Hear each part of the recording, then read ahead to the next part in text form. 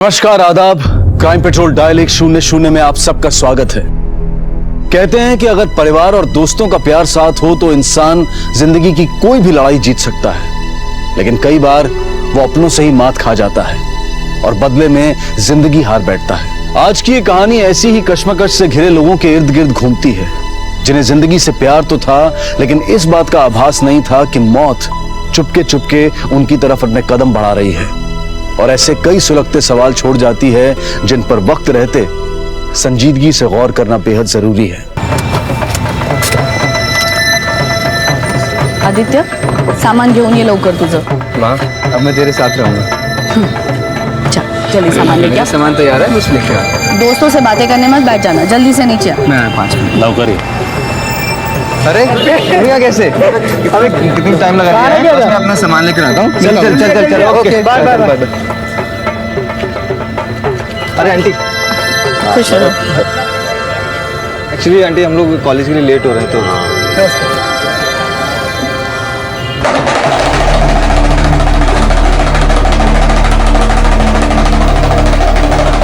इतनी देर क्यों हो गई इसे? मैं देख कर आता हूँ।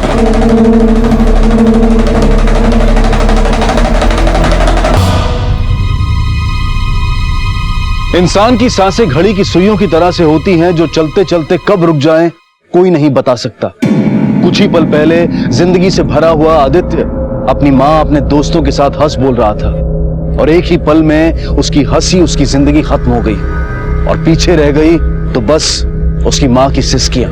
तो क्या आदित्य ने आत्महत्या की थी या फिर किसी ने मौके का फायदा उठाते हुए उसकी हत्या? अचानक हुई इस सनसनीखेज मौत ने कई सवाल खड़े कर दिए थे। शिखा, संभालो संभालो अपने आप को। चलो उठो, शिखा कहाँ से कूदा ये? और साहब वहाँ ऊपर से कूदो सर। एम्बुलेंस को बुलाओ और बॉडी पोस्टमार्टम के लिए भेज दो। पूरा टेरेस चेक करो, देखो कुछ मिलता है क्या।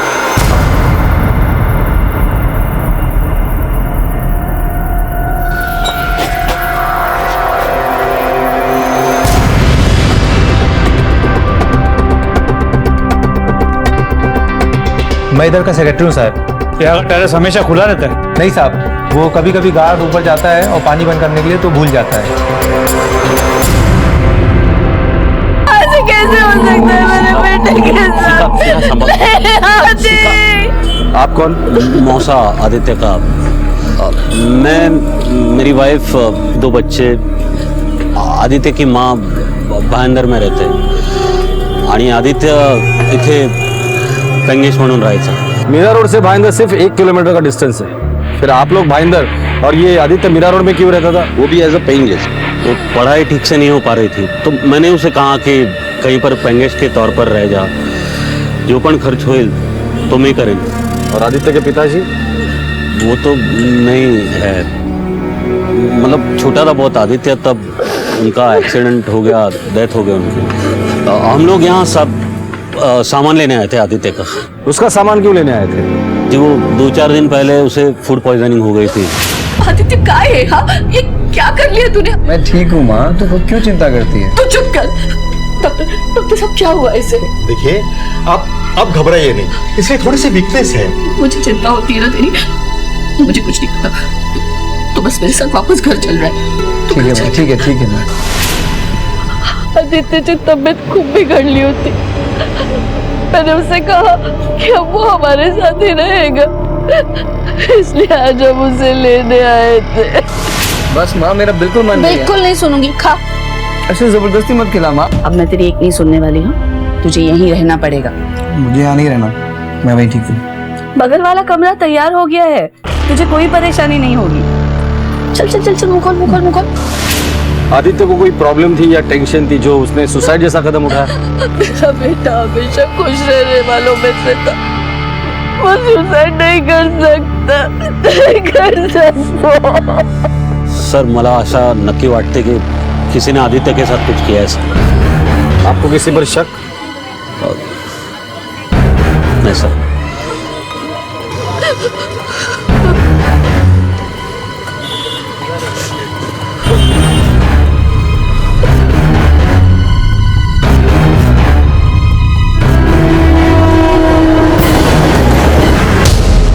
तुम्हारे और आदित्य के बीच कोई झगड़ा तो नहीं हुआ था जिसका नतीजा उसके मौत की शक्ल में सामने आया हो? नहीं नहीं सर, ऐसा कुछ नहीं हुआ था सर। तुम्हारे साथ नहीं तो किसी और के साथ कोई लड़ाई झगड़ा या किसी लड़की को लेकर कोई बात? नहीं नहीं सर, सर हम लोग बहुत अच्छे दोस्त थे सर। फिर क्या हुआ जब आदित्य बेहोश हुआ था?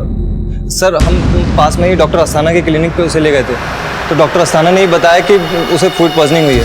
उसकी माँ और मौसा जी को पता चला कि उसे फूड पॉइजनिंग हुई है, तो वो उसे अपने घर ले गए। और आंटी भी यही चाहती थी कि आदित्य उनके साथ रहे। सर वो उस दिन अपना सामान लेने ही आया था सर।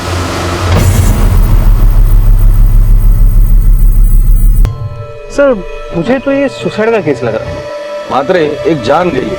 जब भी कोई सुसाइड होता है या मर्डर, उसके पीछे कोई ना कोई ठोस वजह जरूर होती है। पता करें ये फूड पॉइजन के अलावा कुछ नहीं हुआ था। हाँ, वो डॉक्टर का नाम क्या बताया? डॉक्टर अस्थाना।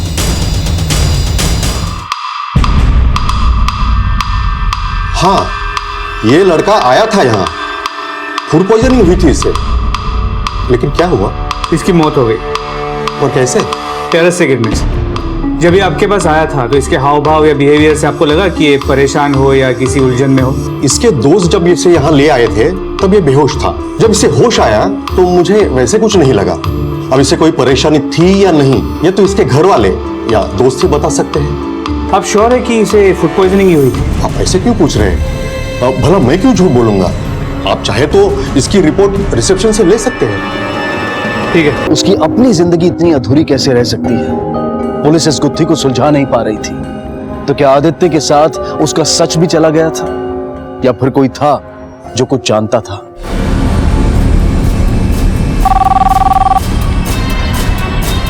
हेलो। उससे मार डाला उसे। कुछ करो ना, मार डाला उसे। हेलो, किसने मारा? किसको? हेलो मोरे, कंट्रोल रूम में अभी जो लास्ट कॉल आया था उस नंबर को फॉलो अप करके मुझे बताओ अभी। सर। हाँ बोलो। लास्ट कॉल महेंद्र के पीसीओ से आया था।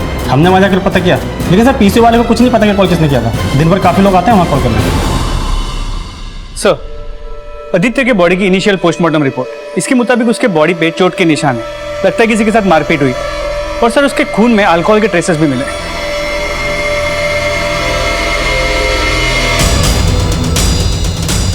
ये कैसे हो सकता है? वो तो ऊपर फ्लैट में अपना सामान लाने गया था, फिर नशे में मारपीट कैसे कर सकता है? और वो भी तब जब उसकी माँ और मौसा उसके लौटने का नीचे इंतजार कर रहे थे। सर इन्वेस्टिगेशन के दौरान पता चला है कि आदित्य बड़ा खुशमिजाज लड़का था, किसी से लड़ाई झगड़ा नहीं करता था। जो पेड़ फलों से लदा होता है ना, लोग उसे ही पत्थर मारते हैं। उसके दोस्तों से अच्छे से पूछताछ कर।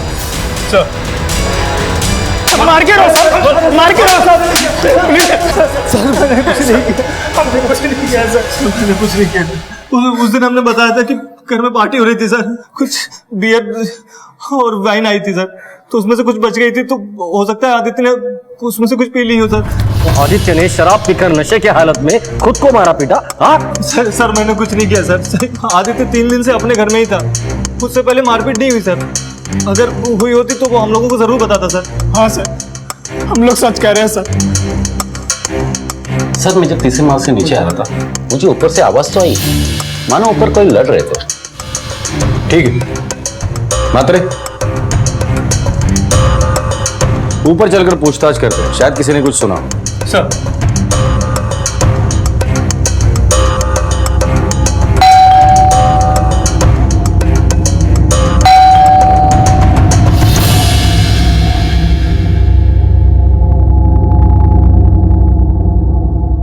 नहीं, मुझे कोई आवाज नहीं आई। मात्रे, ऐसे कैसे हो सकता है? आपके नीचे वाले फ्लैट में आवाज सुनाई देती है और आपको कैसे आवाज सुनाई नहीं दी? अब किसने क्या सुना क्या नहीं मुझे नहीं पता, मैं सिर्फ अपनी बता सकता हूँ कि मुझे कोई आवाज नहीं आई। सर मैं टेरेस पे हूँ, आपको मेरी आवाज आ रही है? हाँ आ रही है। मात्रे नीचे आ जाओ। अब आपको कुछ कहना है? हाँ, लड़ाई की आवाज आई थी लेकिन मैंने ध्यान नहीं दिया। ये स्टूडेंट्स का इलाका है, हम फैमिली वाले वैसे परेशान रहते हैं यहाँ, और वैसे भी मैं पुलिस के झंझट में पड़ना नहीं चाहता था। वाह अनुपम साहब वाह, आप लोग चाहते हैं कि पुलिस आपके छोटे मोटे झंझट में पड़े, लेकिन पुलिस की मदद करना आप लोगों को झंझट का काम लगता है। यही हादसा अगर आपके घर में हुआ होता तब भी आप यही कहते? आम जनता की मदद करना पुलिस वालों का काम है, और पुलिस की मदद करना आम जनता का काम नहीं है।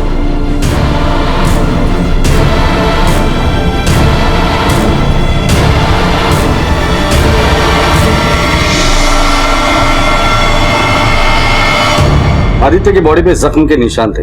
ऐसा लग रहा था कि मानो उसके साथ मारपीट हुई है। कुछ बता सकते हैं आप? ऐसे कैसे हो सकता है?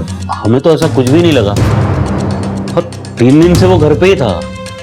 त्याच्या अगोदर काही झाला असेल तर ते आम्हाला माहित नाही साहेब. त्याच्या अगोदर काही नाही झालं. जखम ताजा थे.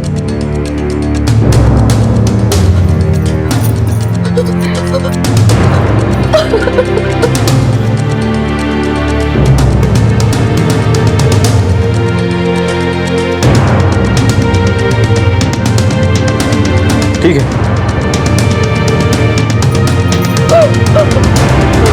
लेकिन उसके शरीर पर चोटों के निशान से इतना तो साफ था कि मारने से पहले उसके साथ मारपीट की गई थी. तो क्या किसी ने मारपीट कर आदित्य को ऊपर से नीचे फेंक दिया था? आदित्य की मौत का सच जानने के लिए पुलिस हर मुमकिन कोशिश कर रही थी. सर, आदित्य के कॉल रेकॉर्ड्स इसके मुताबिक वो किसी आशिष अनुपम से बहुत ज्यादा बात किया करता था आणि जेव्हा हे सगळं झालं त्याच्या आधी आदित्यच्या फोनवरनं 2 कॉल झाले. एक आशिषला आणि एक सौरवला. आशीष अनुपम. अनुपम सरने को देखा हुआ लगता है.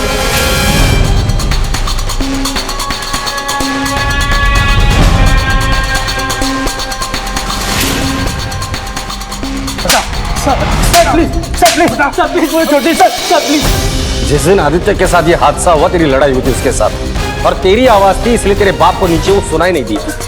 हाँ सर, हमारा झगड़ा हुआ था उस दिन, लेकिन वो आदित्य मेरी बहन अनीशा के साथ छेड़छाड़ कर रहा था सर. वापिस आके तूने आदित्य को मार डाला. नहीं सर, मैं उसके बाद ऑफिस चला गया था सर. तू आदित्य के साथ फोन पर इतनी बातें क्यों करता था? नहीं सर, मैं आदित्य से बात नहीं करता था सर. तो फिर कौन बात करता था? सर वो फोन नंबर मेरे नाम पर है, लेकिन मेरी बहन यूज करती है सर.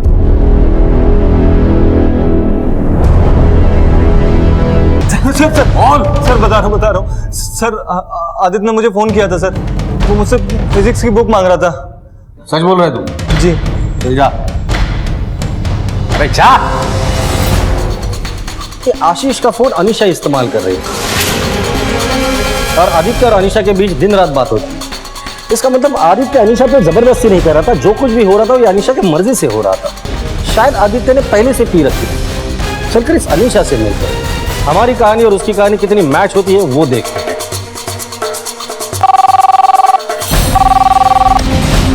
हेलो. मार डाला उससे. कुछ करो ना. वो जो छत से गिर गया, मार डाला उससे. हेलो. हाँ बोलिए. हेलो.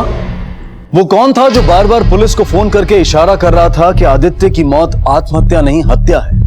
क्या वो पुलिस को गुमराह करने के लिए ऐसा कर रहा था, या फिर वो आदित्य के बारे में ऐसा कुछ जानता था जो शायद किसी को नहीं पता था और वो बिना सामने आए अपनी बात रख रहा था? लेकिन पुलिस अब भी सच से काफी दूर थी. बेला का क्या आदित्य के साथ कोई ताल्लुक था? हेलो. हेलो सर, आपके एरिया से बार बार एक औरत फोन कर रही है. वो बार बार कह रही है कि उसे मार डाला, जो छत से गिर गया उसे मार डाला. ठीक है.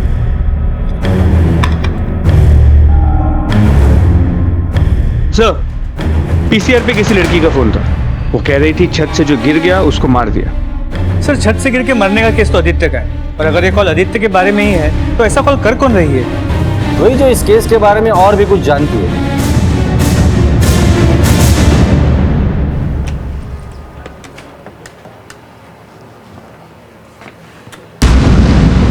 तुमने हमें फोन लगाया और हम लोग तुरंत आ गए. सर वो बाकी की बातें पुलिस स्टेशन में करेंगे. लेकर चलो इसे. सर मेरी बात सुनिए सर. सर मेरी बात सुनिए सर. सर मैं सिर्फ इतना कहना चाह रही थी कि मेरे भाई आशीष ने आदित्य के साथ कुछ नहीं किया. आदित्य तुम्हें छेड़ता था इसलिए तुम्हारे भाई आशीष ने उसे मार डाला. नहीं सर, आदित्य अब इस दुनिया में नहीं रहा. इसका ये मतलब नहीं है कि मैं उसके लिए कुछ भी बोलूंगी. आदित्य एक अच्छा लड़का था. हम दोनों एक दूसरे से बहुत प्यार करते थे.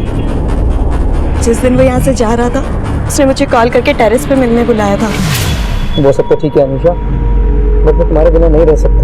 मैं क्या करूँ आदि, मेरे घर में सबको हमारे बारे में पता चल चुका है और किसी को भी मेरा तुमसे मिलना पसंद नहीं है. मगर Anisha I love you too Adi. लेकिन पापा हमारे रिश्ते के बारे में कभी नहीं समझेंगे. जब से उन्हें हमारे रिश्ते के बारे में पता चला काफी नाराज है मुझसे. वो कभी मेरी शादी अदर कास्ट में नहीं होने देंगे. तो ये सब तुम पहले नहीं सोच सकती थी? आदि लेकिन मुझे जाना होगा. और फिर आशीष भैया मुझे रूम में लॉक करके ऑफिस चले गए। तो तुमने पुलिस स्टेशन में फोन करके ये क्यों बताया कि आदित्य को किसी ने मारा है?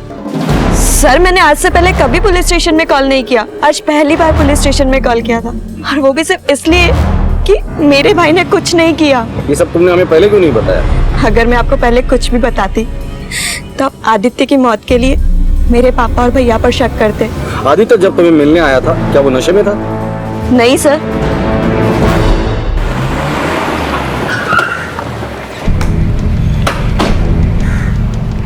सर, आशीष के ऑफिस के एंट्री रिकॉर्ड्स और सीसीटीवी फुटेज को चेक किया। हादसे के वक्त वो ऑफिस में ही था। सवाल ये है मात्रे, ऊपर इतना सब कुछ हो रहा था, मार पिटाई झगड़ा, उसकी आवाज इन्होंने नीचे सुनी कैसे नहीं? मैं वहीं नीचे खड़ी थी पर मुझे कोई आवाज नहीं आई। नीचे गाड़ियों की बहुत आवाज आ रही थी और नीचे तमाशा भी चल रहा था, इसलिए कुछ सुनाई नहीं दिया। ठीक है, जाओ तुम।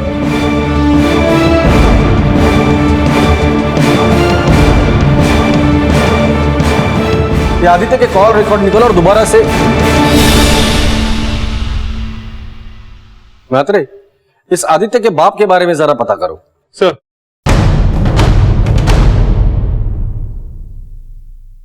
सर ज्यादा तो कुछ नहीं पता, पर इतना पता है आदित्य के जन्म के बाद उसके पिताजी चल बसे थे। उसके बाद आदित्य और उसकी माँ अपनी बहन के पास रहने लग गए। कभी देखा नहीं उनके पिता को, हाँ पर सुना है उनके बारे में। अरे कुछ मत पूछो सर, इनके घर में तो दिन रात लड़ाइयाँ होती थी। ठीक है, अब जाइए।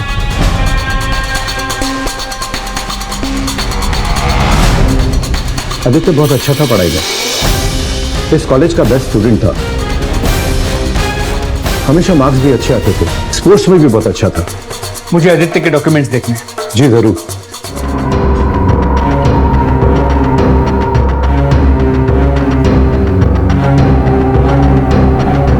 इन्हें दीजिए।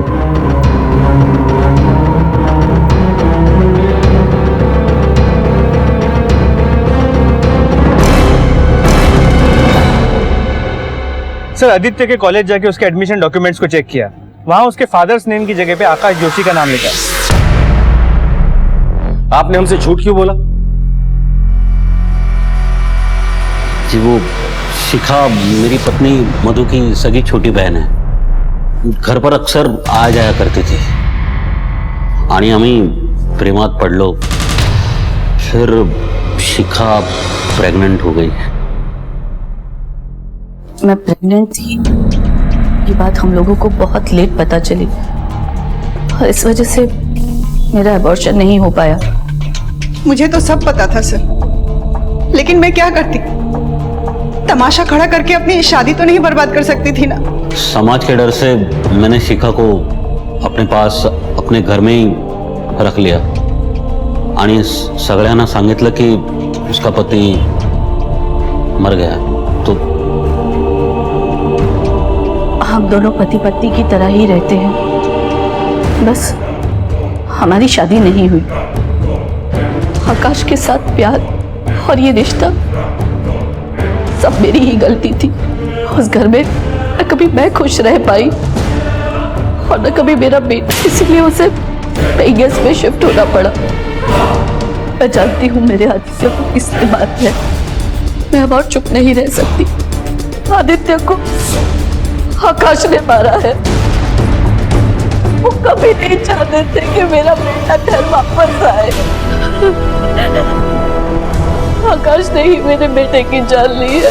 उसने उसे धक्का दे दिया था, मैंने खुद देखा है। खोटे संग देते, बकवास कर रही है शिखा। मैं क्यों मारूंगा खुद अपने बेटे को? सब कम से कम मरने के बाद तो उसे बेटा कहा तो नहीं। तेरे पास तो कई वजह थे उसे मारने की, मौका मिलते ही धक्का दे दिया उसे। नहीं साहब, मैंने धक्का नहीं दिया उसको, मैं तो खुद गया था ऊपर उसे ढूंढने। सर आदित्य,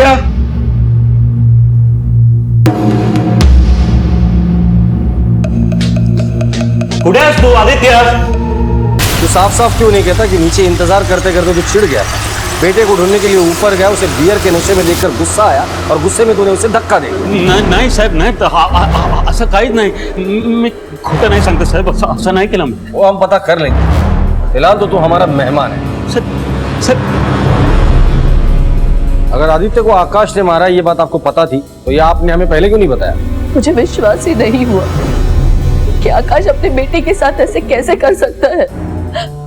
वो बेटा जो अपने बाप के प्यार के लिए पूरी जिंदगी तरसता रहा और उसके मरने के बाद भी किसी को कोई फिक्र नहीं थी। मुझसे बर्दाश्त नहीं हो रहा था, इसीलिए आप कंट्रोल रूम में बार बार फोन करके बता रहे थे कि आदित्य को किसी ने मारा है। कैसा फोन सर? मैंने कोई फोन नहीं किया। जब हम किसी को मुस्कुराते हुए देखते हैं तो हम सोचते हैं कि वो इंसान कितना खुश होगा। अगर कोई हर वक्त जी भरकर हंसता है तो उस इंसान की हमारे दिमाग में यही छवि बनती है कि शायद तकलीफें और परेशानियां उसकी जिंदगी की गलियों से कभी गुजरी ही नहीं होंगी। लेकिन अक्सर ये सच नहीं होता। खुश रहना, हंसते रहना कुछ लोगों का नसीब नहीं बल्कि उनके जीने का तरीका होता है, उनकी आदत होती है। जैसे कुछ लोगों की आदत होती है हर बात पर आंसू बहाने की। आदित्य की जिंदगी में इतना सब कुछ हो रहा था, वो अपनों के बीच भी पराये था, लेकिन कभी ये सब उसने अपने चेहरे पर नहीं आने दिया। आदित्य की कहानी यहीं खत्म नहीं होती, अभी ऐसी कई परतें थी जो खुलनी बाकी थी।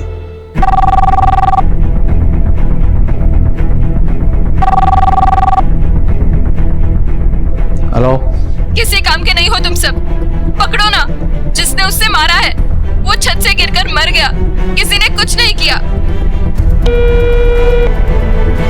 हेलो हेलो हेलो हेलो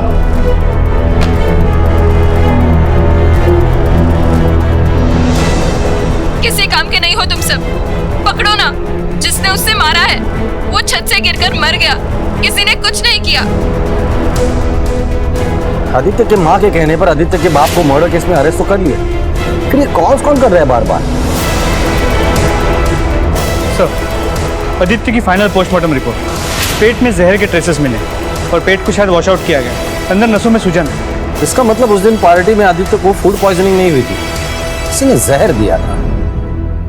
सच कह रहे हैं सर, सच कह रहे हैं सर, हमने कुछ नहीं किया है सर, सच कह रहे हैं सर। तुम लोगों ने इसे जहर देकर मारने की कोशिश की है। नहीं सर, वो जहर उसने खुद खाया था सर। आपको पता है इसने जहर खाया था? जहर? तुम लोग इसे यहाँ वक्त पर ले आए, नहीं तो इसकी जान चली जाती थी। ये पुलिस केस है। नहीं सर पुलिस को इन्फॉर्म मत करिएगा सर। एक्चुअली क्या था कि वो अपनी गर्लफ्रेंड और फैमिली को लेकर बहुत टेंशन में था सर, इसलिए इसने जहर खुद खाया था सर। हम लोग पुलिस के चक्कर में फंसना नहीं चाहते सर। हाँ सर, ये पुलिस केस है। I have to inform police. Sir हम लोग सब स्टूडेंट है सर। देख लीजिए हम लोग करियर खराब है, प्लीज सर। तुम इतने दावे के साथ कैसे कह सकते हो कि उसने खुदकुशी की?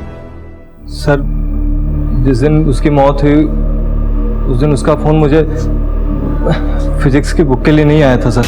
कोई भी उसकी आवाज़ सुनकर ये नहीं कह सकता था कि वो मरने वाला है। पहले तो मैंने पुलिस को नहीं बताया ताकि मैं पकड़ा ना जाऊं, फिर अचानक वो मर गया सर। मैं डर गया था सर, पिछली बार का सच छुपाने के लिए उसमें मैं फंस जाऊंगा सर, इसलिए चुप रहा सर। किसी ने उसका मर्डर नहीं किया सर, उसने सुसाइड किया है।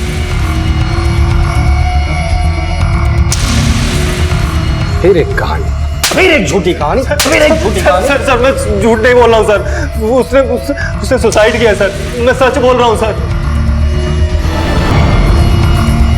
आई एम सॉरी सर, उसे फूड पॉइजनिंग नहीं हुई थी, उससे जहर खा लिया था। मुझे प्लीज माफ कर दीजिए, मैंने पैसे लेकर रिपोर्ट बदल दी। तेरी गलती की वजह से एक बच्चे की जान चली गई। अगर उसी दिन तूने आदित्य के घर वालों को बता दिया होता कि उसने खुदकुशी करने की कोशिश की है तो वो लोग उसका ख्याल रखते, उसे समझने की कोशिश करते। लेकिन तेरी जेब गर्म थी तो तेरी इंसानियत ठंडी पड़ गई। सर आदित्य बहुत अच्छा लड़का था सर, वो हम लोगों की बहुत केयर करता था, लेकिन कभी कभी ऐसा लगता था कि उसे कुछ हो गया है, खुद में सिमटा हुआ सा लगता था। ऐसा लगता था कि उसने अपने अंदर एक अलग दुनिया बसा ली हो, उसी में उलझ कर रह गया था। इसलिए कई दिनों से वो बहुत परेशान भी रहता था। ये तो हमें भी यकीन नहीं हो रहा कि उसने सब आप क्या दावे के साथ कह सकते हैं कि उसने खुदकुशी की है सर?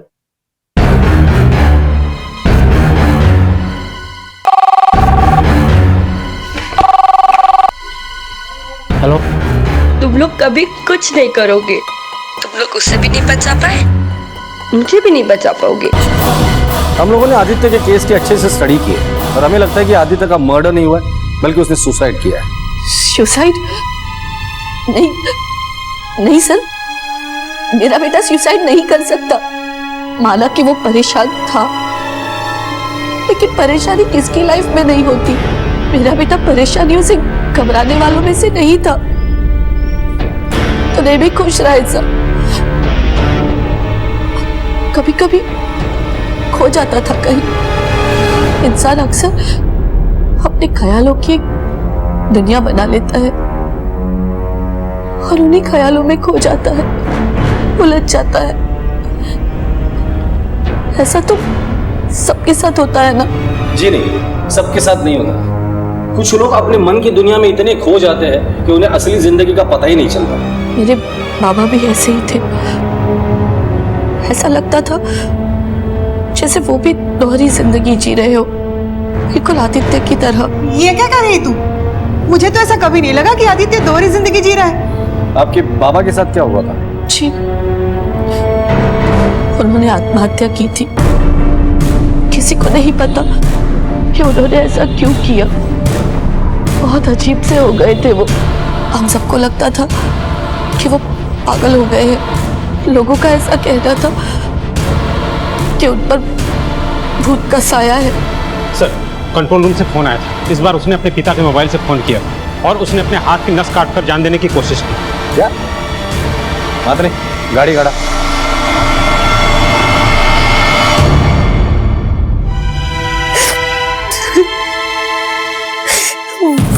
भैया बहुत अच्छे थे। तमाशा दिखाते वक्त मुझे चोट लगती तो सब लोग हंसते, लेकिन वो भैया कभी नहीं हंसते। वो मेरा दर्द समझते। तमाशा दिखाते वक्त मैं सबके सामने हंसती थी, लेकिन अंदर ही अंदर चुपके मैं रोती थी। मुझे मालूम है वो भैया भी मेरी जैसे रोया करते थे चुप चुप के।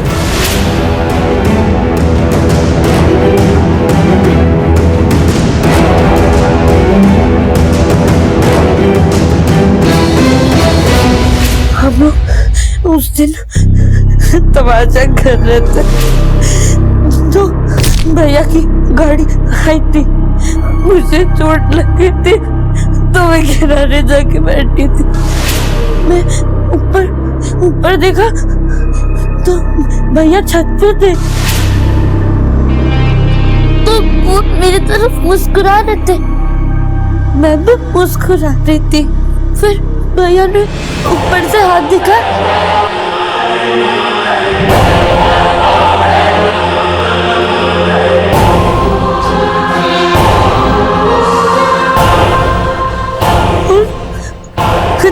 से भैया कूद गए। मैं भी भैया की तरह बनना चाहती हूँ। मुझे अब कोई नहीं समझता।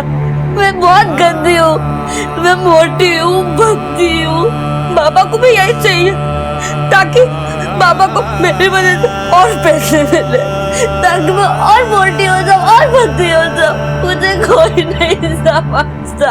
साहब इसके जोकर वाले काम से खुश होके तो सब इसको पैसा देते थे, और दूसरा काम तो ये करना ही नहीं चाहती। इसलिए तू उसे टॉर्चर करेगा। बच्चों से काम करवाना कानूनन जुर्म है। अब हम बनाते हैं तुझे जोकर और अपना तमाशा दिखाना हमारे लॉकअप में। मात्रे ले चलो इसे।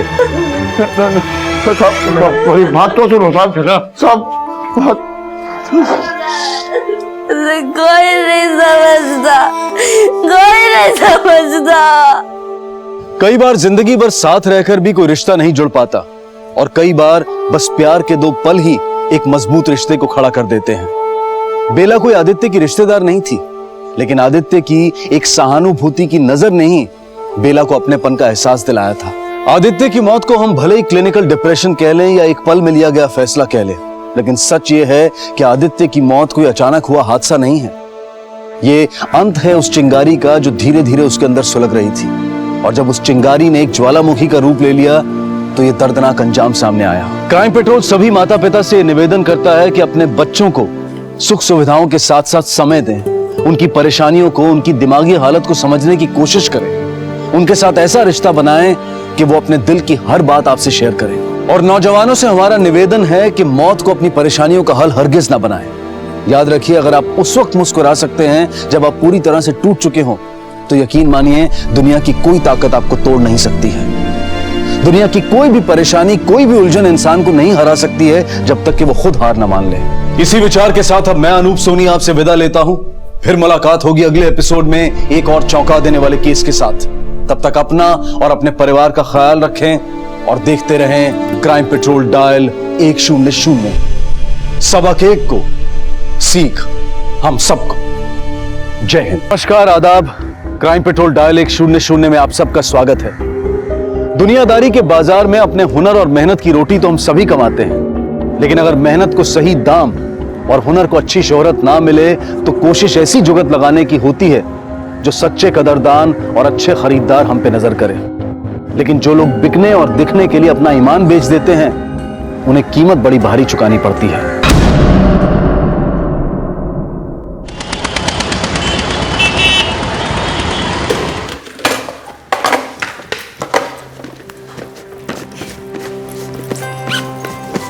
ओहो, देख के मुड़ा करो ना जी। मेरे पीठ में आंख लगी है जो देख के मुड़ू बात कर रही है। अरे टिफिन गिर जाता ना तो सारा का सारा रायता फैल जाना था। रायता तो वैसे ही फैले रखा है। सवेरे सवेरे ना मुंह फुला के नहीं जाते। अरे मिट्टी डालो, मुस्कुराओ ना। दुकान खोलने का टाइम हो रहा, चलता हूँ। बड़े अनरोमांटिक हो गए हो। कहीं किसी और पे दिल तो नहीं आ गया?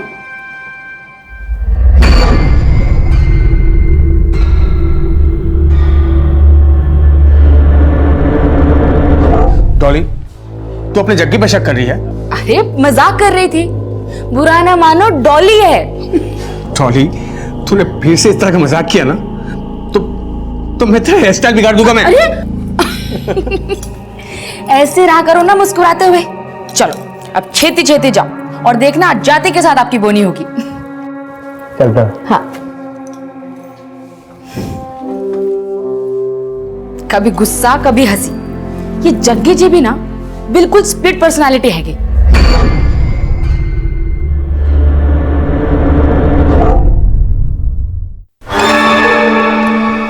तेजस, तू स्कूल से वापस क्यों आ गया? ये कपड़ों का क्या हाल बना रखा है तूने? बेटा झगड़ा हुआ क्या? पता ना बेटा क्या हुआ? होना क्या है? तू जरा आप और सुनना मुझे पड़ता है। तेजस, बदतमीज। जग्गी जी आप अपना मूड मत खराब करो, मैं इससे बात करती हूँ ना। तुमने सुना क्या बोला उसने? हाँ मैं बात करती हूँ, आप जाओ आप जाओ।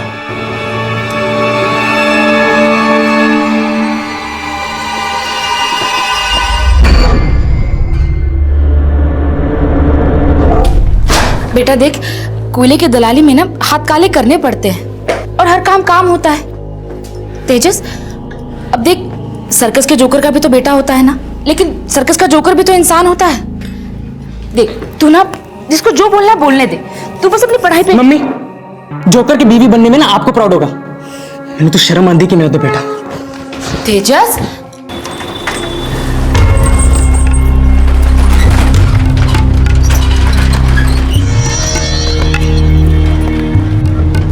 पाजी, 10 मिनट में कस्टमर आने वाले। तेजस, इतना गुस्सा नहीं करते बेटा। पता है पैसा कमाने के लिए ना बहुत पापड़ बेलने पड़ते हैं। जब बड्डा होगा ना तब अक्ल आएगी तुझे। देख, तेरे पापा जो कुछ भी कर रहे हैं हमारे लिए तो कर रहे हैं ना।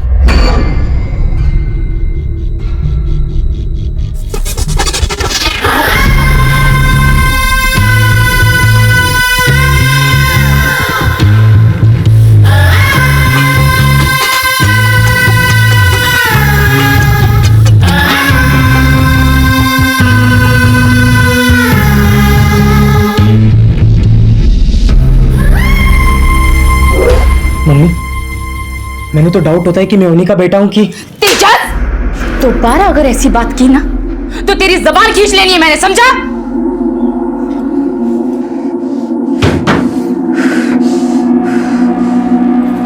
कल तेरे फ्रेंड ने ना मेरा मूड ही ऑफ कर दिया। क्यों? अरे क्या बोलूं मैं, बोली नया हेयर स्टाइल कर दूं, तो मैंने सीजर उठाया तो उसके एक्स बॉयफ्रेंड का फोन आ गया। जब मैंने कटिंग शुरू किया तो उसके नए बॉयफ्रेंड का फोन आ गया। एक्स बॉयफ्रेंड, नए boyfriend, I was just standing like this, ring cut. You know what, my God, मैं तंग आ गया था। अच्छा, उसके बॉयफ्रेंड का छोड़, तेरा कोई बॉयफ्रेंड है क्या? मेरी लाइफ मेरी वाइफ। Oh really? तूने कभी बताया नहीं तेरी वाइफ भी है? क्यों, शॉक लग रहा है या गिल्ट फील हो रहा है? जेलस हो रही हूँ। नॉटी। चलो, योर पेडिक्योर इज डन। पोशाक और तौर तरीका बदलने से हस्ती तो बदल सकती है, लेकिन अगर जिंदगी के प्रति नजरिया दो तरफा हो तो दो नावों का सफर डुबो भी सकता है। डूबने वाला तो फिर भी मासूम कहलाता है, लेकिन डुबोने वाला कहीं ज्यादा खतरनाक होता है। डॉली, ये दरवाजा क्यों खुला रखते हो? चल खाना लगा दे, भूख लगी है मुझे। तेजस, ओ तेजस पुत्र।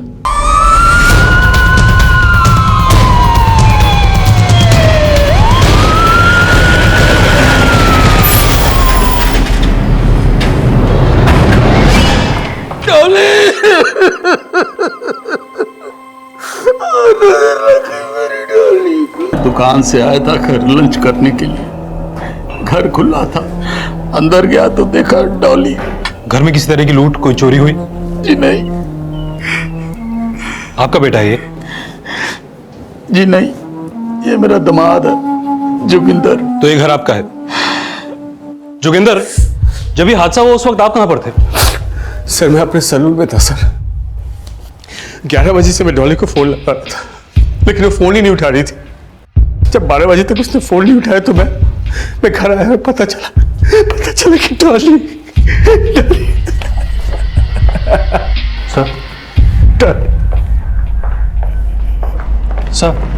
सर बॉडी पे मल्टीपल स्टैबिंग के मार्क मिले हैं और मर्डर वेपन भी गायब है, लेकिन सर बॉडी पे ज्वेलरी इंटैक्ट है। डॉली के फादर भी कह रहे हैं कि घर से कोई सामान गायब नहीं है। तो अगर हत्या लूट के इरादे से नहीं की गई तो ये कोई आपसी रंजिश का मामला हो सकता है। डॉली के फादर ने यह भी बताया कि जब वो घर पर आए तो घर का दरवाजा खुला था, यानी कि मर्डर करने वाला या तो घर का ही कोई आदमी है या फिर कोई जान पहचान वाला जिसे डॉली ने घर के अंदर आने दिया। जी घर पे मैं हूँ, मेरा दामाद जग्गी है, मेरी बेटी डॉली थी और मेरा नाती तेजस। आपका नाती तेजस, वो कहाँ है इस वक्त? उसका फोन नहीं लग रहा, मुन्ना को भेजा है उसे ढूंढने के लिए। ये मुन्ना कौन है? मेरी दुकान पे हेल्पर है जी। डॉली कहाँ जा रही है मुझे छोड़ के? डॉली मेरे पुत्र। पाजी वो तेजस तो आज स्कूल ही नहीं गया है। हाँ? क्या सर तेजस तो मेरे सामने स्कूल के लिए निकला था सुबह। कितने बजे निकला था? 7 बजे सर। और तुम कितने बजे निकले थे? सर मैं 8, साढ़े 8 बजे निकल गया था सर। और आप? जी मैं तो 10 बजे तक घर पर था। 10 बजे तक मैं डॉली को हंसता खेलता छोड़ के गया, आके उसे मरा हुआ देखा। मैंने तेजस को फोन लगाया, उसका फोन बंद आ रहा था। पता करो कि तेजस वाकई में स्कूल गया था या कुछ और हुआ है। तेजस के नाना कह रहे थे कि उसके पास एक मोबाइल फोन भी है। उसके लास्ट लोकेशन के बारे में मालूम करो। नाना और पिता इन दोनों के एलिबाइज को भी क्रॉस चेक करो और आस पड़ोस में पूछताछ करो, हो सकता है कि कोई लीड मिले। ठीक है सर। शुरुआती जांच में माना जा रहा था कि डॉली की हत्या करने वाला शायद डॉली को जानता था, जो शायद डॉली की मर्जी से घर में आया था, या वो घर का सदस्य भी हो सकता है। हत्या का मकसद साफ नहीं था, लेकिन हत्या बेहद ही क्रूरता से की गई थी। इस केस में डॉली के बेटे, पति और पिता की भूमिका को भी खंगाला जा रहा था और पड़ोसियों के बयानों से भी इस केस के समीकरण जोड़े जा रहे थे। तेजस की गुमशुदगी क्या इस हत्याकांड से जुड़ा कोई और अपराध था, या फिर इस अपराध की आड़ में रचा गया कोई नया षड्यंत्र? सर तेजस के स्कूल से पता चला है कि कल वो स्कूल नहीं गया था और कल सुबह 11 बजे तक उसका फोन उसके घर के आसपास के एरिया में ही एक्टिव था।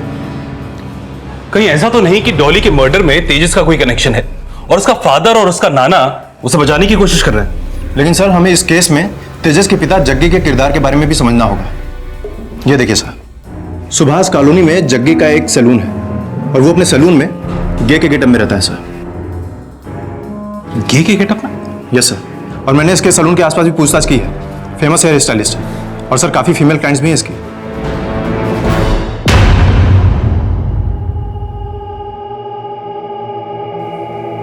बी स्ट्रांग जगी, हिम्मत रखो।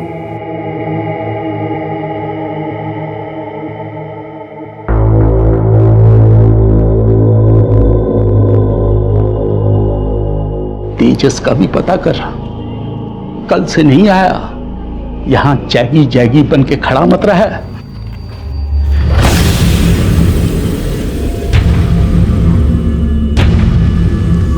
जग्गी के इन दोनों किरदारों के साथ हमें तेजस के गायब होने की पहेली को भी समझना होगा। सर, तेजस के फोन पर आखिरी बार कॉल एकता विहार के एक पीसीओ से आया था और उसका फोन भी दोपहर के 1 बजे एकता विहार में ही बंद हुआ है सर। जिस पीसीओ से तेजस को फोन आया था उसके आसपास पूछताछ कराओ। तेजस का फादर और उसका नाना, इन दोनों के कॉल रिकॉर्ड निकलवाओ और हरकिशन का जो हेल्पर है मुन्ना, उसे बुलाओ। हो सकता है कि हमें दिखाने के लिए उससे झूठ बुलवाया गया हो। वही पुलिस तेजस के एकता विहार में होने की लीड ढूंढ रही थी।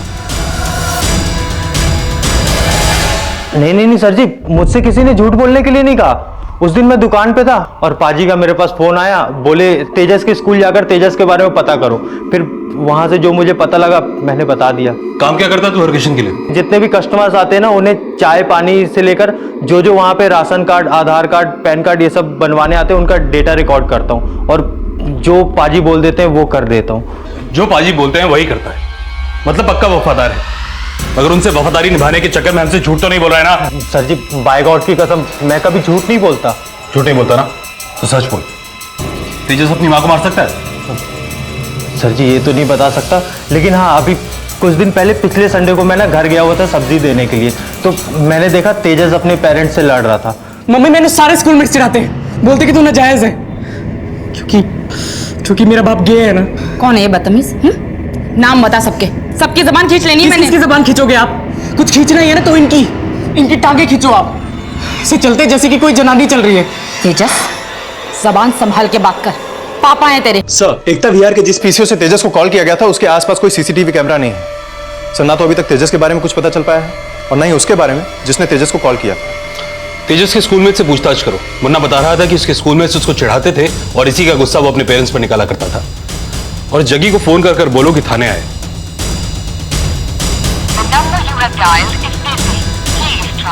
सर, जग्गी का फोन बिजी है।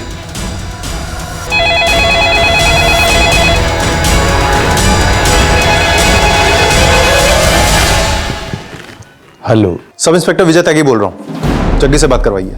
जी वो तो घर पे नहीं है। तेजस का कुछ पता चला? वो हम पता लगा रहे हैं। इस वक्त जग्गी कहाँ है? जी जग्गी तो यहाँ पर नहीं है, लेकिन वो कह रहा था कि तेजस को ढूंढने निकला है। तेजस को ढूंढने जा रहा है? लेकिन एक मिनट में आपको बाद में फोन करता हूँ। जी फोन किया था आपने? कहाँ हो? एकता विहार में? जी सर, मैं मानता हूँ एकता विहार मेरे सलून से थोड़ी ही दूर पे है, लेकिन ना मैं अभी वहां पर था ना उस दिन था जिस दिन तेजस गायब हुआ। मगर तेजस का फोन एकता विहार में ही बंद हुआ। कोई दोस्त रहता है उसका वहां पर?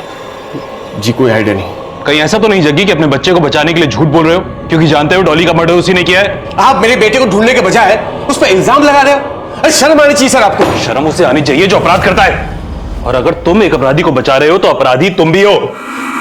देखिए सर, मेरा ये मतलब नहीं था। वो क्या है कि डॉली की मौत और तेजस के ना मिलने से मैं चिड़चिड़ा हो गया था, मेरे मुंह से निकल गया। मैं माफी चाहता हूँ सर। प्लीज प्लीज मेरे बच्चे को ढूंढ लीजिए। वो बच्चा है सर, उसने कुछ नहीं किया है, मैं बोल रहा हूँ आपको। जितना प्यार तुम तेजस से करते हो उतना प्यार वो तुमसे नहीं करता था। इनफैक्ट हमें तो पता चला है कि वो तुम्हें अपना बाप ही नहीं मानता था। कैसी बात कर रहे हैं सर आप? तेजस मेरा ही बेटा है। अगर तेजस तुम्हारा बेटा है तो जिस पहनावे में तुम अपने सलून पे रहते हो उसके पीछे क्या राज है? रोजी रोटी की मजबूरी है बस। कैसी मजबूरी? 5 साल पहले मेरा सलून जंगपुरा में था, लेकिन मैं वहां ऐसे बन के नहीं रहता था सर। फिर वहां एक नया सलून खुला जिसका कारीगर गे था सर। मेरे सारे कस्टमर्स उनके पास जाने लगे। आमदनी आधी से भी कम हो गई सर। खर्चा निकालना मुश्किल हो गया था।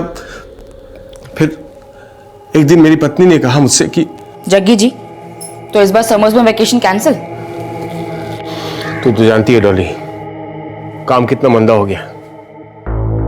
पापा जी से आपको पैसे लेने हैं नहीं, और इस तरह तंगी में ना मुझसे नहीं रहा जाता। कुछ तो करना पड़ेगा ना। क्या करूं डॉली, मुझे कुछ समझ नहीं आ रहा है। देखिए, आप ना जंगपुरा वाली दुकान बेचकर किसी और जगह ले लो और नई शुरुआत करो, और थोड़ा रंग ढंग बदलो अपना। मतलब ये कि जग्गी की जगह जैगी बन जाओ। ये क्या बोल रही है तू? जैकी जी, ब्यूटी, स्टाइल, मेकअप, इन सब पे सबसे ज्यादा पैसे लड़कियां ही खर्च करती हैं। और सोचिए ना, जहां लड़कियां होंगी लड़के अपने आप आएंगे। और भले ही आप में कितना भी हुनर हो, लड़कियां वहीं जाती हैं जहां पे उनको कंफर्टेबल फील होता है। और जैकी जी, ये चाल डाल रंग रंग बदलने से थोड़ी ना आप गे हो जाएंगे। पैसा कमाने के लिए अक्ल लगानी पड़ती है। एक बार ट्राई तो करो।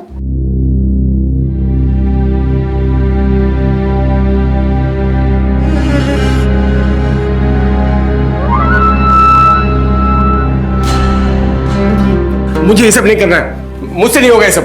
मैं निकाल रहा हूँ मेकअप। अच्छा, कल तक परेशान थे कि धंधा मंदा चल रहा है, और अब मेरा आइडिया भी नहीं मानना है आपको? दुनिया में मेरा तमाशा बन जाना है यार। दुनिया गई तेल लेने जग्गी जी, दुनिया वाले आके हमारे घर का खर्चा उठाएंगे क्या? बार कुछ नहीं जग्गी जी, अगर आप अपने हिसाब से चले ना तो जिंदगी भर दाल रोटी के सिवा कुछ नहीं कमा पाएंगे। फिर से शुरू करें, देखिए ऐसे। डॉली बहुत प्रैक्टिकल थी, मैंने उसकी बात मान ली।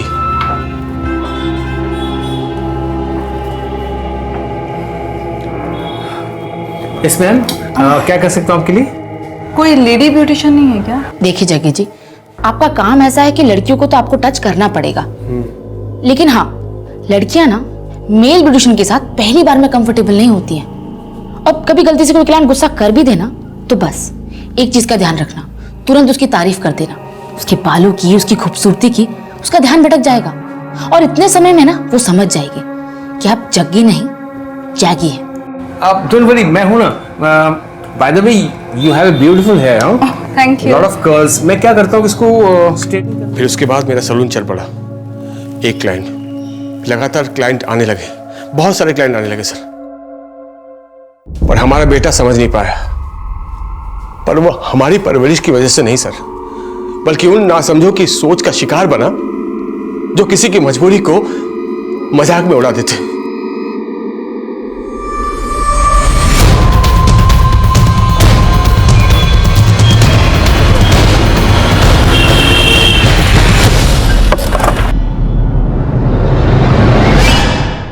सर, तेजस पहले पढ़ाई में काफी अच्छा था, उसकी मदर भी काफी केयरिंग थी। और फादर? सर, उन्हें कभी स्कूल में नहीं देखा। एनुअल फंक्शन या पेरेंट्स डे मीटिंग में भी तेजस के नाना और उनकी मदर ही आते थे। लेकिन पिछले कई दिनों से तेजस काफी स्कूल अब्सेंट करने लगा था। कई बार तो उसने स्कूल बंक भी किया। हमने सुना है कि तेजस को उसके स्कूलमेट्स चिढ़ाते थे, क्या ये सच है? शायद, लेकिन तेजस ने इस बारे में कभी किसी को कंप्लेन नहीं की। हो सकता है कि वो डरता हो। वैसे उसे चिढ़ाता कौन कौन था? सर, हमें तो पता नहीं, पर उसका एक बेस्ट फ्रेंड है अभय, वो शायद बेहतर तरीके से बता सकता है। सर, सब तेजस को चिढ़ाते थे। सब कहते थे कि जैसे उसके पापा हैं वो भी वैसा ही है। सर, सबसे ज़्यादा उसे सौम्या चिढ़ाती थी। सर, ऐसा कोई भी दिन नहीं था जिस दिन सौम्या और तेजस की फाइट नहीं होती थी।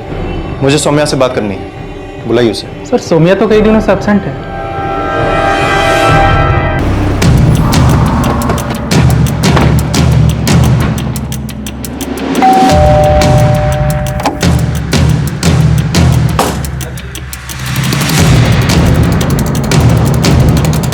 जी सर। हमें सौम्या वशिष्ठ से मिलना है, एक केस के सिलसिले में कुछ बात करनी है। केस? कैसा केस? आपकी बेटी कई दिनों से स्कूल नहीं गई, इसकी वजह जान सकते हैं? सर, उस तेजस ने इसका सर फोड़ दिया, इसलिए इतने दिनों से स्कूल नहीं गई। सौम्या, हमें पता चला है कि तुम तेजस का मजाक उड़ाया करती थी, उस पर कमेंट किया करती थी। सर, सब लोग उसे लूजर ही बोलते थे, इसलिए एक दो बार मैंने बोल दिया, लेकिन उसे पता नहीं मुझसे क्या प्रॉब्लम थी। माना कि हम लोग उसे चिढ़ाते थे, पर उसकी हरकतें वैसी थी। वो गुस्से में कभी भी किसी को मार देता था।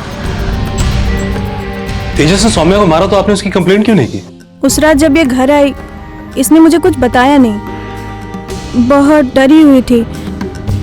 फिर जब इसने मुझे बताया तो मैं तेजस के पेरेंट्स से मिलने जाने ही वाली थी कि मुझे पता चला कि उसकी माँ का मर्डर हो गया है।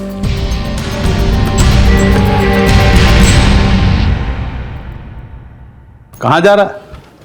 पापा जी, सलून जा रहा हूँ। तेजस 3 दिन से नहीं मिला। डॉली को मरे हुए अभी कुछ दिन हुए हैं और तुम्हें सैलून जाने की सोच रही है? पापा जी, 3 दिन से पुलिस ढूंढ नहीं पाई तेजस को।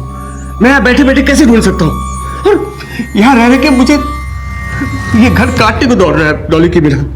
मेरा मन नहीं लग रहा है पापा। तो मन लगाने के लिए बाहर जा रहा है? बस पापा जी, बस। सर, ये रही डॉली की पोस्टमार्टम रिपोर्ट। इस रिपोर्ट के मुताबिक डॉली की बॉडी पर 7 बार स्टैबिंग की गई थी। ये डॉली ये काफी बनटन कर रहा करती थी ना, और उसका पति अपने सैलून पर एक गे बनकर रहता था। इस डॉली का कोई अफेयर भी तो हो सकता है। सर, डॉली के कॉल रिकॉर्ड से तो ऐसी कोई बात सामने नहीं आई है सर, लेकिन जग्गी के कॉल रिकॉर्ड से एक बात कंफर्म हो चुकी है कि इसका फोन सुबह 11 बजे से बंद था। पोस्टमार्टम रिपोर्ट के मुताबिक डॉली का कत्ल 11 से 12 बजे के बीच हुआ। तेजस का फोन भी उसी दौरान उसी एरिया में एक्टिव था सर, लेकिन 1 बजे के बाद इसका फोन भी बंद हो गया और तब से तेजस भी गायब है। सर, तेजस का गायब होना, डॉली का कत्ल होना और उसी दौरान इस जग्गी का फोन बंद होना काफी कोइंसिडेंटल लगता है सर। तुम सही कह रहे हो त्यागी। डॉली का मर्डर और तेजस के गायब होने के पीछे एक ही आदमी का हाथ लगता है, और वैसे भी इस जग्गी की भूमिका इस केस में शुरू से ही काफी सस्पिशियस है। डॉली, तेजस और जग्गी के बीच में कुछ तो ऐसा हुआ जो कि डॉली के मर्डर की वजह बना। इस जग्गी से और पूछताछ करनी पड़ेगी।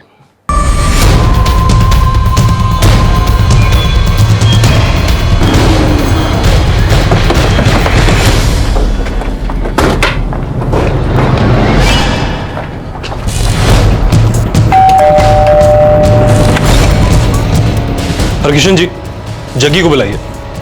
उसे कहाँ फुर्सत था, सुबह ही सैलून निकल गया। मैं जग्गी को समझ ही नहीं पाया। पता नहीं उसने मेरी बेटी को क्या घुट्टी पिलाई कि वो उसके प्यार में अंधी हो गई। और शादी के फौरन बाद जग्गी आपके यहाँ घर जमाई बन के रह गया। घर कहाँ था उसके पास, ना उसके माँ बाप, ना कोई रिश्तेदार। लेकिन अपनी बेटी की जिद के आगे मैं हार गया। मैंने शादी कर दी, घर जवाई बना लिया। उसके बाद एक दुकान का लोन दिलवाया उसे, लेकिन सब उल्टा पड़ा। Hi, good morning Neha. Good morning. Yes baby, मैं आज क्या करता हूँ, तुम्हारे बाल को ना हेयर स्पा कर देता हूँ, ठीक है? क्योंकि हेयर बहुत ड्राई हो गया है बेबी। Wow, so beautiful. हाँ, कितना सुंदर इयररिंग्स है। एक सेट मेरे लिए भी लाएगी बेबी? क्यों? मुझे किसी को गिफ्ट करना है। अच्छा, किसको?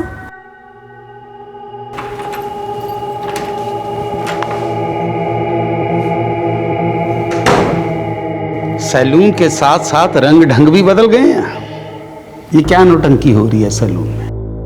पापा जी, वो धंधा बढ़ाने के लिए। धंधा बढ़ा रहे हो या हमारी इज्जत पे बट्टे लगा रहे हो, ये बता।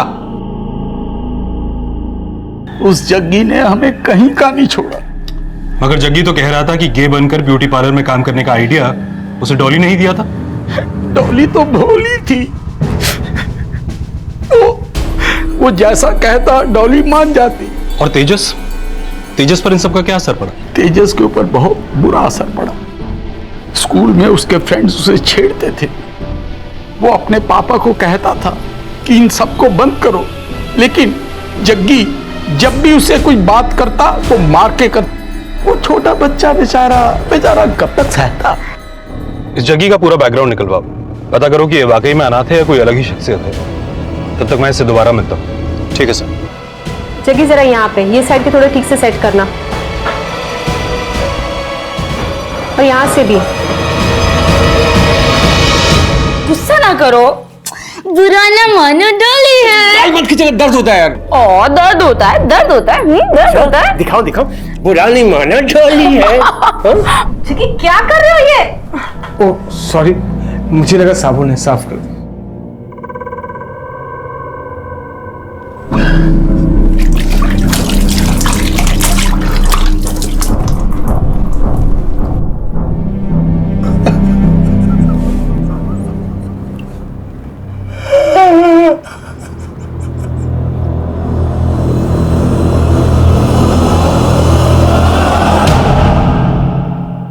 डॉली के पिता का बयान जग्गी की दोहरी शख्सियत पर शक के कई सवाल खड़े कर रहा था।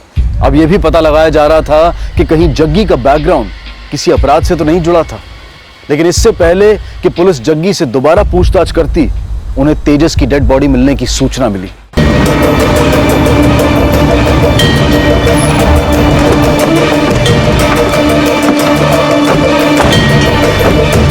क्या तेजस का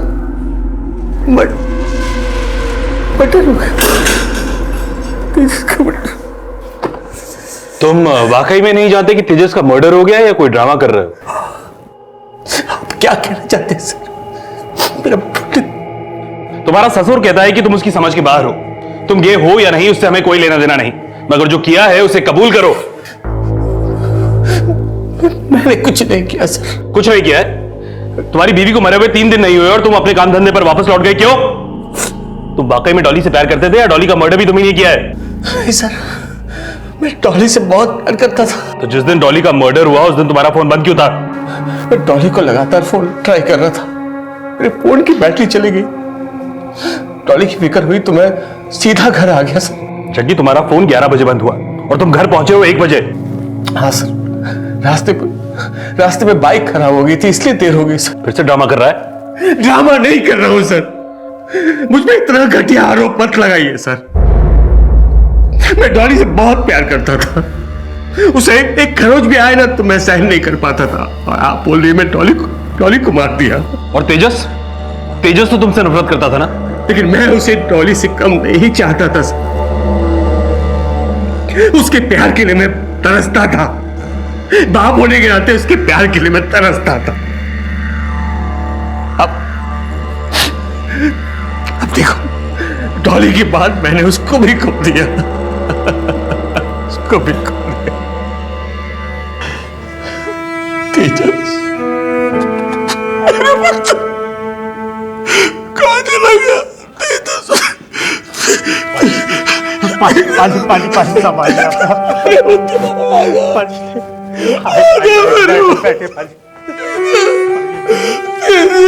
मेरा पुत्र मुझे छोड़ के चला गया।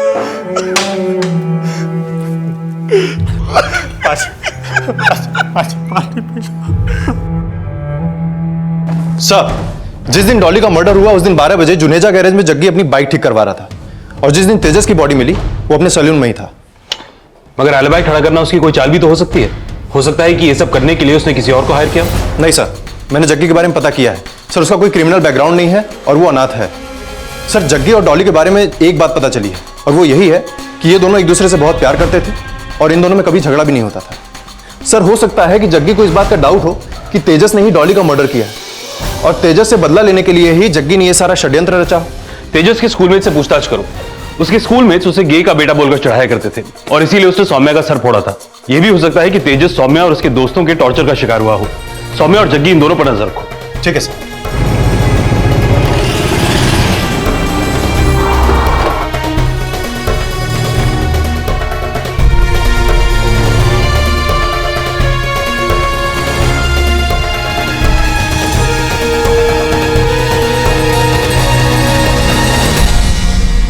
इस केस में पुलिस अब एक तरफ सौम्या की भूमिका को भी इन्वेस्टिगेट कर रही थी और जग्गी पर भी नजर रखी जा रही थी।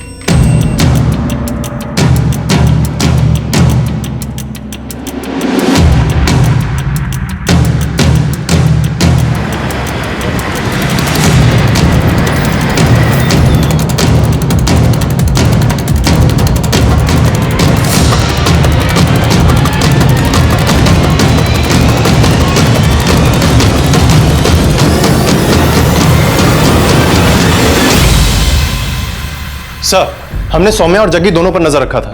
जग्गी के बारे में कोई खास बात तो पता नहीं चली है सर, लेकिन सौम्या के बारे में एक खास बात पता चली है। सर, सौम्या ने अभी तक स्कूल जाना शुरू नहीं किया है, लेकिन जब से वो एब्सेंट है तब से वो अपने माँ के साथ अक्सर एक क्लिनिक में विजिट करती है। अगर सौम्या के सर पर तो मामूली सी चोट लगी थी, फिर अभी तक क्लिनिक पर जाने का क्या राज है?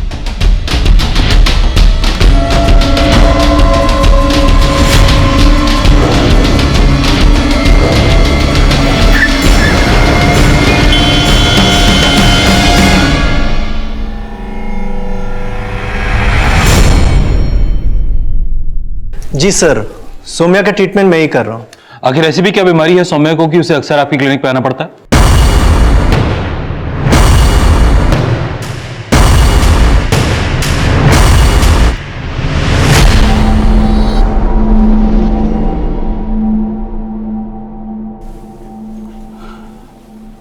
पापा जी, डॉली आपकी ही नहीं मेरी भी जान थी। तूने तेजस का नाम नहीं लिया, बड़ी जल्दी भूल गया। तेजस मेरा भी बेटा था पापा जी, मेरा जिगर का टुकड़ा था वो। मैं उसके साथ गलत क्यों करूंगा पापा जी? पापा जी, अगर आप चाहते हैं कि मैं ये घर छोड़कर चला जाऊं तो मैं चला जाता हूं, लेकिन अगर मैं घर छोड़ के चला गया तो डॉली की आंख में कोसेगी कि उसके जाने के बाद मैंने आपका ख्याल नहीं रखा, आपको छोड़कर चला गया। पापा जी, आपने मुझे कभी अपना बेटा नहीं समझा, लेकिन मैं आपको हमेशा पिता समझा, और पिता का महत्व मुझ जैसे अनाथ से ज्यादा कौन समझ सकता है।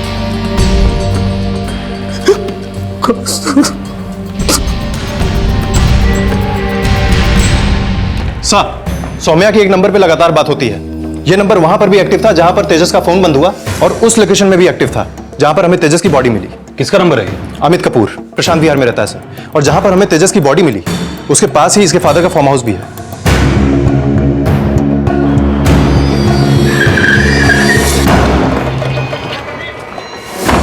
मालिक का तुम्हारा क्या हुआ साहब? दरवाजा खोलो, चल दरवाजा खोलो। पूरे फार्म हाउस को चेक करो, उधर जाओ, उस कमरे में देखो, इस कमरे में चेक करो।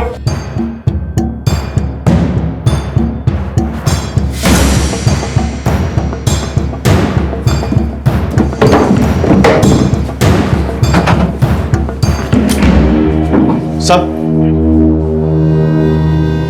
हाँ साहब, अमित बाबा और उसके दोस्त को लेके आते हैं यहाँ पे, लेकिन मुझे नहीं पता उसके बाद क्या हुआ। तू तो यहीं रहता है ना? नहीं साहब, मैं वहाँ मेन गेट पे रहता हूँ, अंदर क्या होता है कुछ पता नहीं चलता।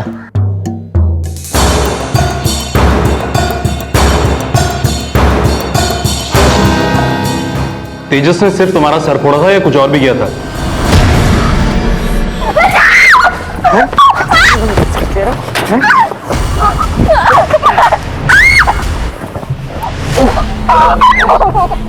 माँ ने बोला कि अगर कंप्लेन करेंगे तो फिर बदनामी होगी, इसलिए हम लोग बनाए। और इसीलिए तुम दोनों ने मिलकर उसका खून कर दिया? सोम्या ने कुछ नहीं किया सर, जो किया मैंने किया सर। सर, मैं उसको सबक सिखाना चाह रहा था। सर, मैं गया था दूसरे दिन उसके स्कूल में। नहीं सर, उसकी माँ को मैंने नहीं मारा। झूठ बोल रहा है? जिस वक्त तेजस की माँ का मर्डर हुआ उस वक्त तेरा फोन उसके घर के एरिया में एक्टिव था। सर, वो क्या है कि मैं तेजस का स्कूल के बाहर इंतजार कर रहा था सर, लेकिन वो स्कूल पे आया ही नहीं था सर। सर, मैं उसके घर पे गया तो मैंने देखा कि उसके दादाजी घर के अंदर जा रहे थे सर, तो मैं वहां से चला आया। दादाजी की नाना जी? वो मुझे नहीं पता सर, लेकिन कोई बुजुर्ग अंदर जा रहे थे सर। बस। कितने बजे गया था तू वहां पर? सर, वो 10:30-11 बजे बस। ये है वो बुजुर्ग? नहीं सर, ये नहीं थे, कोई और था। स्केच बनवा सकता है? अमित के बयान के आधार पर अब यह पता लगाने की कोशिश की जा रही थी कि वो बुजुर्ग कौन था जिसे डॉली की हत्या वाले दिन अमित ने डॉली के घर के बाहर देखा था। ये तो गुरबंश है। गुरबंश? कौन गुरबंश? मेरा पुराना कस्टमर 2 महीने पहले मेरे पास आया था अपना पासपोर्ट बनवाने के लिए, कनाडा के लिए। पासपोर्ट बनवा के वीजा लगवाना चाहता था कनाडा का। वहां बेटी रहती थी इसकी। रहती थी मतलब? 1 महीने पहले उसने सुसाइड कर लिया। ये क्या बदतमीज, क्यों लेके आए मुझे यहाँ पे आप लोग? आप रहते हैं सुभाष नगर में, और जिस सुबह डॉली का मर्डर हुआ उस दिन आपका फोन डॉली के घर के एरिया में एक्टिव था सुबह 11 बजे। डॉली का मर्डर भी 11 से 12 के बीच में हुआ, एंड आई एम श्योर कि वहां से जो हमें अननोन फिंगरप्रिंट्स मिले हैं वो आपके फिंगरप्रिंट से भी जरूर मैच होंगे। अब आप बताएंगे कि हम अपने तरीके से पूछें?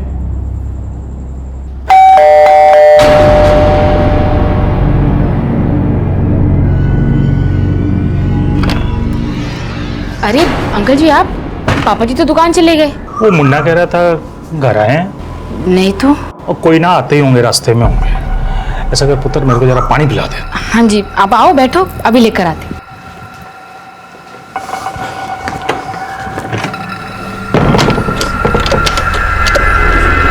डॉली की नहीं, उसकी बाप की गलती है। मैंने अपनी बेटी के एनआरए से शादी करके उसे कनाडा भेजा। उसके ससुराल वालों ने उसका जीना हराम कर दिया था। मगर इसमें हरकिशन जी की क्या गलती थी? गलती थी, मैंने हरकिशन से कहा मुझे अपनी बेटी से मिलने कनाडा जाना है। पासपोर्ट और वीजा के लिए मैंने उसको पूरे 2 लाख रुपए दिए। अब वो मेरे पैसे खा गया। पूरे 2 लाख रुपए दिए तुझे और तुमने हाथ खड़े कर दिए। हरकिशन, तूने ये अच्छा नहीं किया। गुरबंशी, गरम मत तो, आराम से बात करते। अरे हराम कर दिया तूने। वो मेरी बेटी रो रो के मुझे रोज बुला रही है, और तुम मुझे रोज लटका रहे हो। लेकिन हरकिशन जी ने तो हमें कुछ और ही बताया। पता नहीं गुरबंश को यह वहम था कि मैं उसका पैसा वापस नहीं करूंगा, लेकिन ऐसा नहीं था। उसका पासपोर्ट तैयार हो गया था, लेकिन उसका कनाडा का वीजा नहीं लग सका और इसी दौरान उसकी बेटी ने आत्महत्या कर ली। इसके बावजूद भी मैंने गुरबंश को अपने घर बुला के उसे पैसा वापस देने की कोशिश की, लेकिन पता नहीं उस पे क्या धुन सवार थी वो। गुरबंश, ये आपके 2 लाख। मेरी बेटी मेरा इंतजार करते करते मर गई। अब क्या करना इन पैसों का? लेकिन मैंने कोशिश तो की थी। ये तुम्हारे पैसे हैं गुरबंश, रखो। हाँ, मैंने पैसे फेंक दिए। तुमने सिर्फ पैसे नहीं फेंके, तुमने डॉली का भी मर्डर कर दिया। एक पति को अपनी पत्नी से, एक बाप को अपनी बेटी से अलग कर दिया। उसने भी तो मुझे मेरी बेटी से अलग किया। मैं अपनी बेटी के गम में तड़प रहा था और यही तड़प मैं हरकिशन को भी देना चाहता था, इसलिए मैंने डॉली को मार दिया।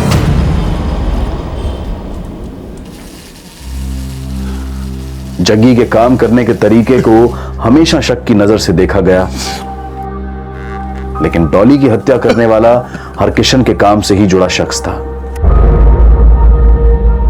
गुरबंश और हरकिशन के बीच हुई 2 लाख रुपए की डील गुरबंश की ऐसी उम्मीद पर टिकी थी जिसने गुरबंश को इतनी हताशा से भर दिया कि वो हरकिशन की बेटी की हत्या कर बैठा। गुरबंश ने जो किया वो कतई माफी के काबिल नहीं है, लेकिन गलती हरकिशन से भी हुई। अब मैं अनूप सोनी आपसे विदा लेता हूं, फिर मुलाकात होगी अगले एपिसोड में एक और चौंका देने वाले केस के साथ। तब तक अपना और अपने परिवार का ख्याल रखें और देखते रहें क्राइम पेट्रोल डायल 100। सबक एक को सीख हम सबको। जय हिंद। इस तरह के और भी एपिसोड देखने के लिए हमारे चैनल को सब्सक्राइब करें और बेल आइकन दबाना ना भूलें।